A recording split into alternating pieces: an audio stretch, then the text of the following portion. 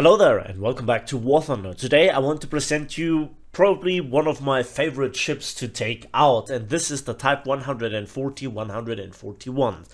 Don't hate on me if you are on the receiving end. I know that this ship is nearly flawless and in its battle rating way too low. And again, the repair price of 30,000 silver lines tells you a little bit about its efficiency. I think that the Jaguar is really fun, perfect for the meta, and just can do everything that is necessary to win the game. It's not just to go to the caps and cap them with a top speed of 80 kilometers per hour, but also it can kill everything. Planes, ships, and even some semi-destroyer types can fall to the 240mm Mel 58 mountings. And it's those 40mm that are really bringing forward the relentlessness, the absolute deathbringer that this ship is. They have a high rate of fire. The damage output is really great, especially from the stock belt. It's perfectly suited to shoot down aircraft, to damage enemy ships, even if they have armor.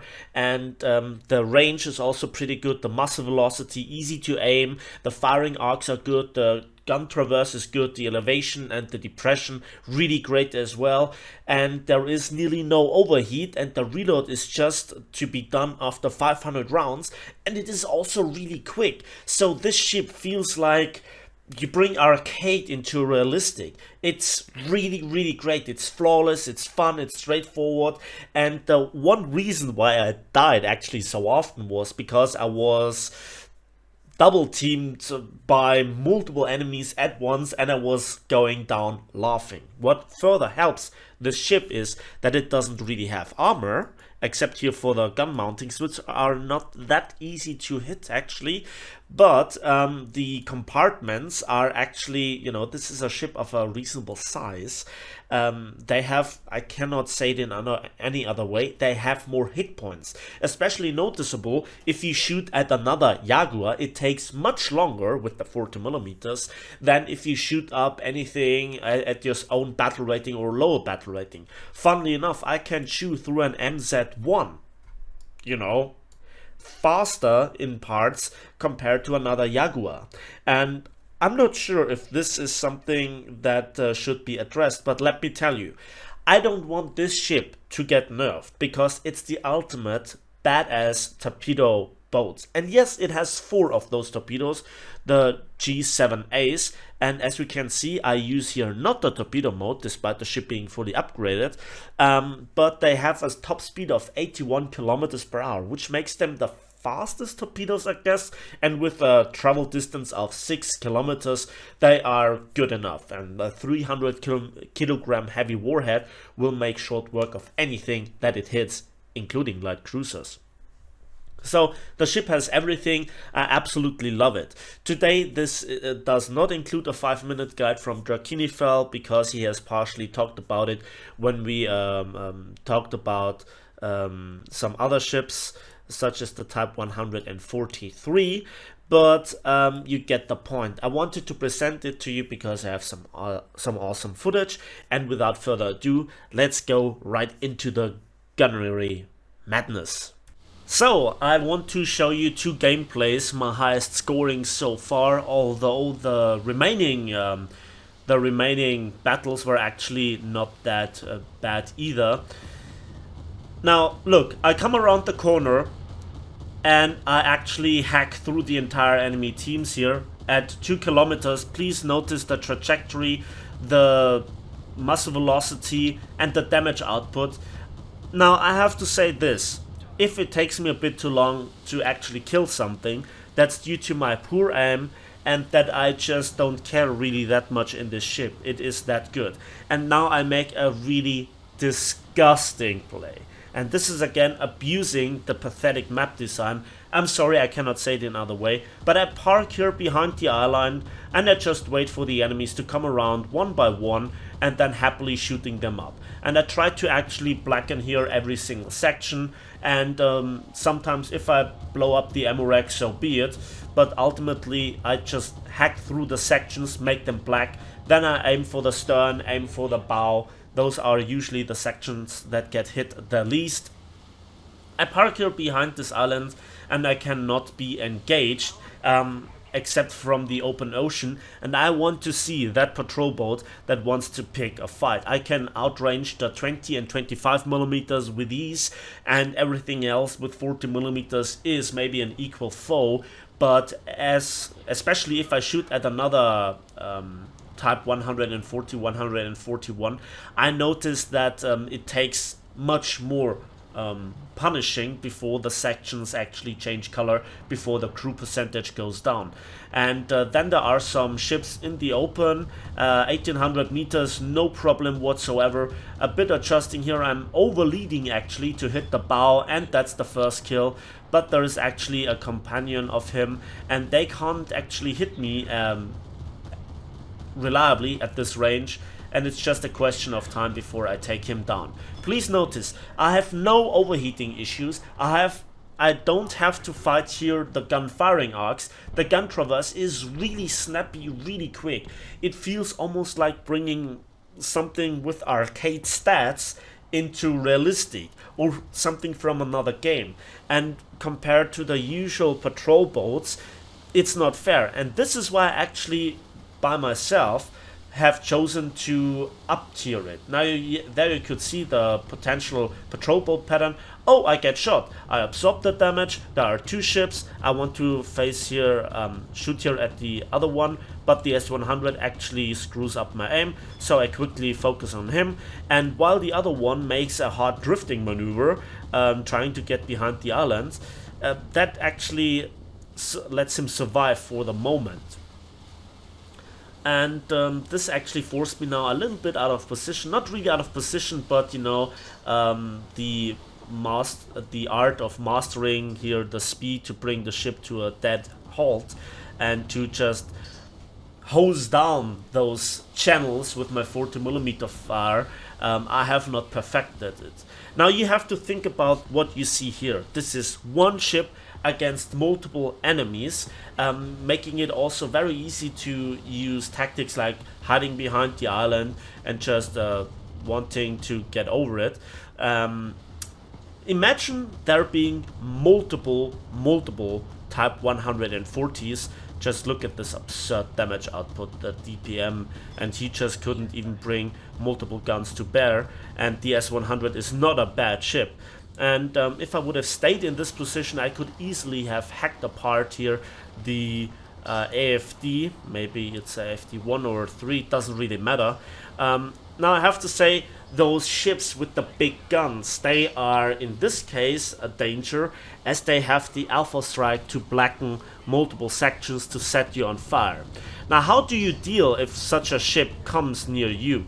Well, the first thing is that you don't actually fight it when it is prepared. You don't fight it when it knows that you come around the corner. You don't fight it alone. That's rule number one. The second rule is just try to take out its firepower, aim for the turrets. Even if you have the chance to bring in a good Alpha Strike, try to take out the turrets. If you pull the teeth of this ship, it cannot really defend itself for a while, and in this short time window you then can decide if you want to stay and fight with it, or if you just simply want to disengage. And then also you have to, you know, shoot at best at the rear end. Maybe also take away its maneuverability. Do not shoot at the bow by itself, because it's where everybody else shoots. So if you have to jump on it, and maybe even if you have not the firepower to completely destroy it, face the rear section of it. If you have good armor piercing shells, then yeah, look at this dude. He's going bow in, and despite the reduced armor piercing damage, he stands no chance. And this is why I actually recommend here the universal belt. Yes, I'm on fire, but I saw the torpedoes coming.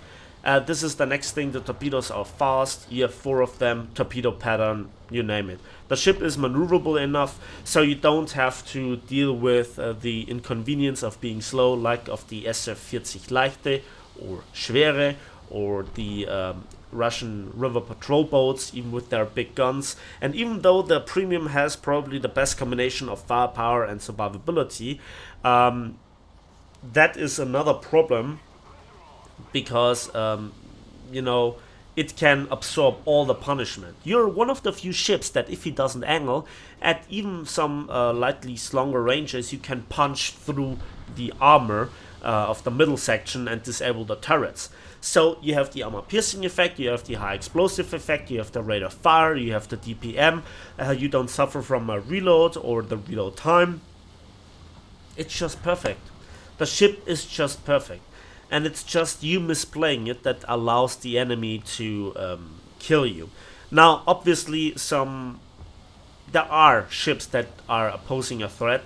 Everything with big guns that can blacken multiple sections, that can absorb the damage due to being destroyers or having, strong armor. But those ships are also very dangerous for all the other PT boats and usually have a higher battle rating or have other drawbacks like being slow. Look at this carnage, and actually here I reverse. I shouldn't have it double strike because I could easily have taken on them all. I could have killed them all if I wouldn't have not reversed behind the island, but I thought to myself, better play it safe. But funnily enough, it's one of the worst ships on the enemy team that finally takes me down. And out of all the ships, it actually was a very well aimed salvo of the type M1943. Oh god. Now this is also a very abusive gameplay that I'm now showing to you. And I use here the speed of the ship to go into a slight flanking position. I try to repeat the tactic. After I have spaded this this boat, I think I could have done better. I could have played less greedy. I could have played more around the caps. But, if you have such a sight, yeah. Excuse my early aim. I aimed too high. I should have corrected it way before that. And that allows the enemy to actually survive for as long as he did. So my gameplay is not perfect. It's full of faults. It's full about sometimes mispositioning, sometimes misaiming, and yet the guns are so good. The overall package that you have is so well balanced and just, gives you peak performance, if you will, that I think this is one of the most enjoyable ships. Now, if more enemy Jaguars would be there on the enemy team, or more enemy teams of same capabilities, same armament, then yes, I could not ruffle stomp as excessively. And don't get me wrong, I don't want this to get nerfed, but it shouldn't actually meet those poor peasants here. I'm sorry about this, but you have all the effects that go into your favor. You even can take on here those Russian patrol boats. Again, my aim not very perfect, but once I actually find the range and actually get the perfect lead for the compartments, there is just no turning back. I can deal with all the opponents, and it's just like a shooting gallery. It's just like shooting fish in a barrel. I'm so funny. Here we get the kill assist and the kill, and then we aim for the other ship, and we get a double strike. There is another one. So if I would not have mispositioned here, if I would not have gone behind the island, I could easily gotten more kills here. Again, controlling the ship's speed and position is vital. And I have not taken here any damage. I see the torpedoes coming, and even in reverse speed, I'm faster than the majority of equal hard hitting opponents. More maneuverable, really great acceleration. I potentially should now go behind the long island near the B cap and just should actually go into short range brawling so that I have the better firing angles. But look at that, that's disgusting. And the only thing that holds back the amount of kills that I get is that there are not enough enemies, in my aim, that they are coming at the end with multiple opponents at once. with aircraft in particular. I think it's really annoying that aircraft actually can go in. You don't hear them, you have no warning, and they use the direct, direct fuse here. I massively overled here for quite a significant time, but it doesn't really matter. I have nearly no overheat, I don't have to go through a reload, I have the trajectory, I have the muzzle velocity, I have 2 of those 40mm. You could see, you can even play like the biggest donkey that there are and rack up 8 kills with ease. So my team helps here, but I also tip the balance in my team's favor, and with that in a quite significant manner. So I actually want to concentrate on the bigger ships for multiple reasons. I have the firepower to deal with them. I have the range and the DPM to deal with them. I also can take a few shots, and if there are multiple of my ships, then they can spread out, cap and also shoot torpedoes. So this is not just a purely orientated selfish ship, this is also a ship that can really support the team. Again, in theory, you have the speed to go even to the far caps. You have all the capabilities that makes a ship good. Perfect guns, perfect gun handling, and just your ship is big enough to take some damage, to dish it out, the maneuverability and speed. It's just a perfect blend, perfect package, and I don't want the ship itself to get nerfed, but to maybe seal club a little bit less those puppies would be really nice. When we talk about gaijin nerfing things, that usually it is those massive nerf bats, it would be addressing here the damage output of the shells, and that is bad. I want a reliable source of weaponry, and this kind of 40mm gun emplacement is shared across multiple nations on multiple vessels, sometimes even single mounting at much lower battle rating, like for example here some of the American 110 feet or above ships, that they also have this 40mm and they rely on it. Here you have the luxury version, and that is great. And it should perform like this. 40mm were a really great weapon, and it just fits like the fist on the eye, as we say in Germany. The thing is, it just fits. It should perform like this, but you should probably not engage this kind of opposition. I get here multiple assists. I could have positioned myself more aggressively and better, and could have fought over B much more significantly, like I actually want to do right now. So you could always improve your playstyle, but with other ships, they, if you make this positioning error, they just don't forgive it. If you play too aggressively, they get instantly punished, and this ship can allow to make some mistakes. It lets you get away with it, and you still can get out of it. And again, your firepower can deal with all the opposition that there is. It's relentless, it's very good. From this point onwards, I'm just repeating myself. So other ships, they have to deal with an overheat, with reloads, with long reloads, with gun firing arcs, with not having torpedoes, with being much slower, with getting insane dispersions after just a few second bursts. This ship doesn't. And again, I didn't hear that Ju-87R3, and that was a 1-ton bomb. It was a 1-ton bomb necessary to put the enemy team out of their misery. We still won this match. That's it for me today. I hope you enjoyed this video. I hope you didn't get PTSD'd from this insane Dakka, this relentless rate of fire. Let me know in the comment section what you think about this ship, what you think about my presentation. It's just I call it first impressions. The one thing that baffles me is actually that for a 3.7 battle rating ship with such a relatively high win ratio of 61.2%, it took me over 40 battles after I purchased here the fire prevention equipment and the parts. and you know, I got 11 aircraft kill and 180 kills before or 187 kills to 43 deaths before the ship was upgraded. So that is quite excessive, including boosters like 10 and 15% boosters. Yes, it was fun, but still, it's an excuse to extend here the time of playing the ship before you move onwards.